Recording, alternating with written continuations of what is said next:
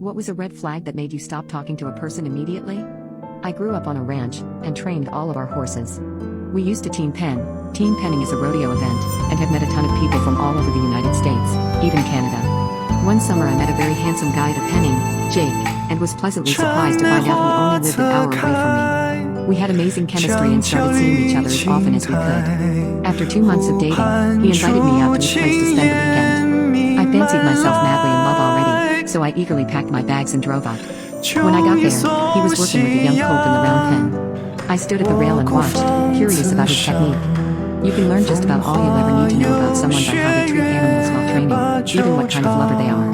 I thought that based on what I had seen of him so far, Jake was a gentle and loving soul, and expected to see that as he would. Something about Jake was off. He seemed agitated and jumpy. So did the horse. I was about to ask if he wanted some help or to take a break when out of nowhere. Wham!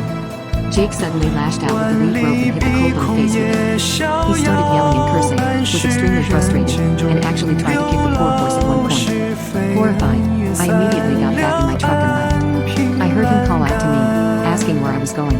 Then when I ignored him, he yelled, "Fine, just leave then, you weak beach. If you can't stomach this, then you have no business being in my life." As well as some choice curse words flung at my back. I was terrified he might try to chase me down. He sounded that unhinged. I just wanted as much distance between us as possible. My phone went off several times during the drive, but felt too scared to even talk to him on the phone. When I got home and finally checked it, I saw that I had 5 missed calls, 5 voicemails and 12 text messages, each one more nasty than the last. I blocked his number, then called the sheriff in his town to report what I had seen. The woman I spoke to said that it wasn't the first time they had received complaints about Jake. I don't know what happened with that investigation or if there even was one conducted. After that I saw him a couple of times at Penning's, but we pretended to not see one another. When I moved and quit Penning, I remember feeling a bit relieved knowing I'd probably never run into him again. I was always afraid he would hurt me in retaliation and anger. Since then I've met 2 of his ex-girlfriends and both confirmed that when he got drunk, or had even just a little bit of alcohol in his system, he would lose his temper and beat them.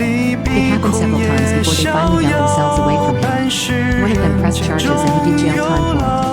I also learned that no one would sell him their horses, because he's known to be violent towards them. I sure wish someone had warned me about him.